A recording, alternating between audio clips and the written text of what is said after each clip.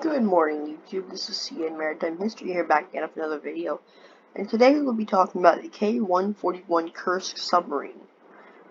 So the Kursk submarine was a Project 949A class anti-submarine of the Oscar class, known as the Oscar II by its NATO reporting name, and was the penultimate submarine of the Oscar II class designed and approved in the Soviet Union. Construction began in 1990 at the Soviet Soviet Navy military shipyards in, I'm going to probably butcher this, but hopefully I get it right, Severodvinsk near Arkhangelsk in the northern Russian SFSR. During the construction of K-141, the Kursk, the Soviet Union collapsed, war continued, and she became one of the first naval vessels completed after the collapse of the Soviet Union. In 1993, K-141 was named Kursk after the Battle of Kursk, in the 50-year anniversary of this battle.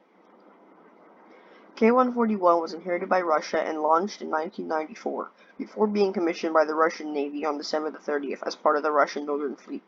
Kursk was assigned to the home port of Vidyayevo, Murmansk Oblast.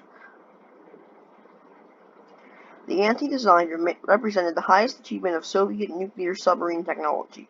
They are the second largest cruise missile submarines ever built, after some Ohio-class ballistic missile submarines were converted to carry cruise missiles in 2007. It was built to defeat an entire United States aircraft carrier group.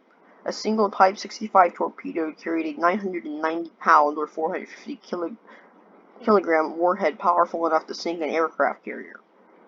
Both missiles and torpedoes could be equipped with nuclear warheads.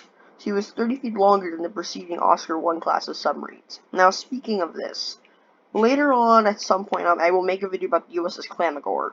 I was on that ship. No, submarine, sorry. And I'll have like pictures of me on board it to show you guys. But there was a diagram on board, and I believe I still have a picture of this.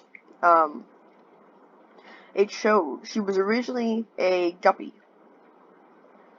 class, and then they extended her, made some modernizations, then she was a Guppy 2, and then made some more modernizations, and she was a Guppy 3, which is where she stayed for the remainder of, her life.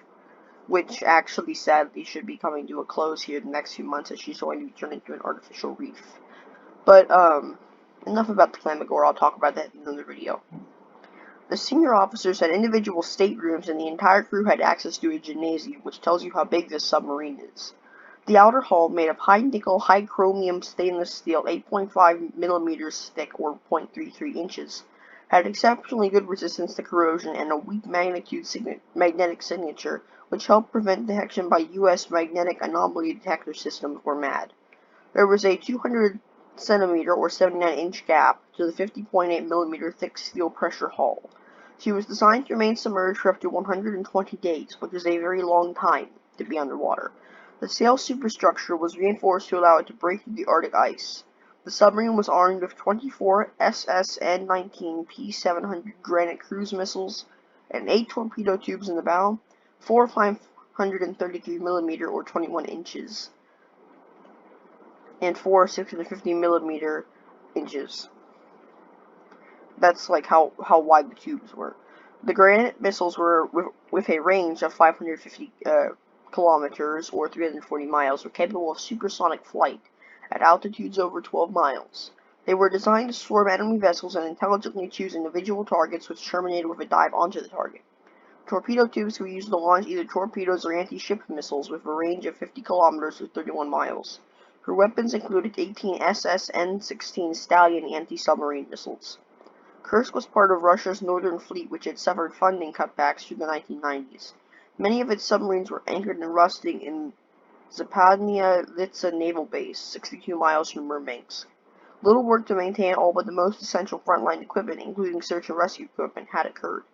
Northern Fleet sailors had gone unpaid in the mid-1990s. This is a diagram of the Oscar II class. This is not just the Kursk, because there were more subs in the class. So the Oscar II is the larger one, and then there's the Los Angeles class, and then there's the smaller one at the bottom. It's also the Los Angeles, but they show you the size comparisons between the two of them.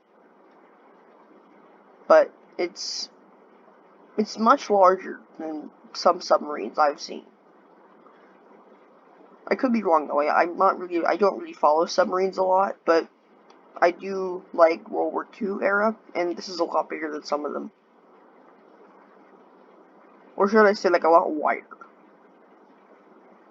Okay, here we go.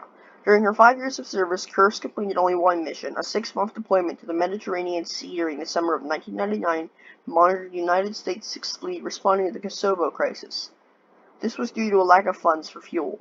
As a result, many of her crew had spent little time at sea and were inexperienced. Kursk joined the Summer X exercise, the first large-scale naval exercise planned by the Russian Navy in more than a decade. On August 10th, 2000, on August 10th, 2000, it included 30 ships, including the fleet's flagship, Pyotr Veliki, which means Peter the Great, 4 attack submarines, and a flotilla of smaller ships. The crew had recently won a citation for its excellent performance and had been recognized as the best submarine crew in the Northern Fleet. While it was on an exercise, Kursk loaded a full complement of combat weapons. It was one of the few ships authorized to carry a combat load at all times. On the first day of the exercise, Kursk successfully launched a granite missile armed with a dummy warhead. 2 days later, on the morning of August 12th, Kursk prepared to fire dummy torpedoes at the Kirov-class battlecruiser Pyotr Veliki, or Peter the Great. These practice torpedoes had no explosive warheads and were manufactured and tested at a much lower quality standard. On August 12, 2000, at 11:28 local time, there was an explosion while preparing to fire. The Russian Navy's final report on the disaster concluded the explosion was due to the failure of one of Kursk's hydrogen peroxide fueled Type 65 torpedoes. A subsequent investigation concluded that high-test peroxide, HTP, a form of highly concentrated hydrogen peroxide used as propellant for the torpedo, seeped through a faulty weld in the torpedo casing. When HTP comes into contact with a catalyst, it rapidly expands by a factor of 5,000, generating vast quantities of steam and oxygen. The pressure produced by the expanding HTP ruptured the kerosene fuel tank in the torpedo and set off an explosion equal to 100 to 250 kilograms, or 220 to 550 pounds of TNT. The submarine sank in relatively shallow water, bottoming at 354 feet, or 108 meters, about 84 miles off Severomorsk at 69 degrees 40 north, 35 degrees east. A second explosion 135 seconds after the initial event was equivalent to 3 to 7 tons of TNT. The explosions blew a large hole in the hull and caused the first 3 compartments of the submarine to collapse, killing or incapacitating all but 23 of the 118 personnel on board. The British and Norwegian navies offered assistance, but Russia initially refused all help. All 118 sailors and officers aboard Kursk died.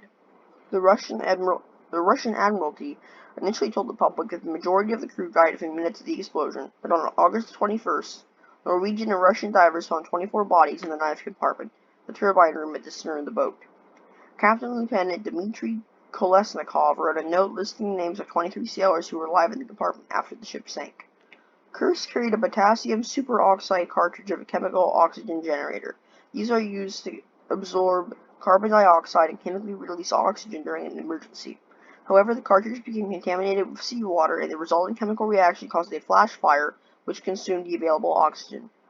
The investigation showed that some men temporarily survived the fire by plunging underwater, as fire marks on the bulkheads indicated the water was at waist level at the time.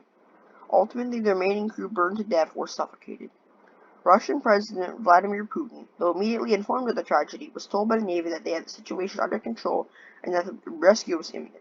He waited for 5 days before he ended his holiday at a presidential resort in Sochi on the Black Sea. Putin was only 4 months into his tenure as president, and the public and media were extremely critical of his decision to remain at a seaside resort on vacation. His highly favorable ratings dropped dramatically. The president's response appeared callous and the government's actions looked incompetent, according to this source. A year later, he said, "I probably should have returned to Moscow, but nothing would have changed. I had the same level of communication both in Sochi and in Moscow, but from a PR point of view, I could have demonstrated some special eagerness to return." And this picture you see here is the remains of the Kursk, which were raised. Of course, you can see the big hole at the front. They had to cut off part of the submarine to get it to go up.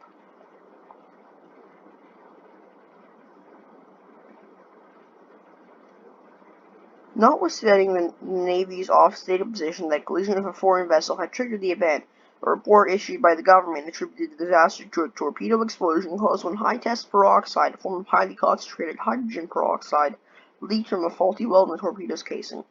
The report found that the initial explosion destroyed the torpedo compartment and killed everyone in the first compartment, which was the torpedo ready to leave. The blast entered the second and perhaps the third and fourth compartments through an air conditioning vent. All of the 36 men at the command post located in the second compartment were immediately incapacitated by the blast wave and possibly killed.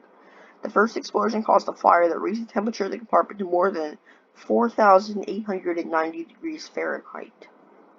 The heat caused the warheads of between 5 and 7 additional torpedoes to detonate, creating an explosion equivalent to 2 to 3 tons of TNT that measured 4.2 on the Richter magnitude scale on seismographs across Europe. It was detected as far away as Alaska. So this is the story of K-141 Kursk. Her official inquiry, which is what I just talked about, it's definitely a tragedy. It likely wouldn't need to happen if, the rescuers were able to get there in time. But you never know. Maybe it wouldn't have. I hope you guys have enjoyed this video. Have a good day. And my next video, just thinking here, should be either the USS Laffey or the Queen Anne's Revenge. Blackbeard's pirate ship. And, bye. Have a good day.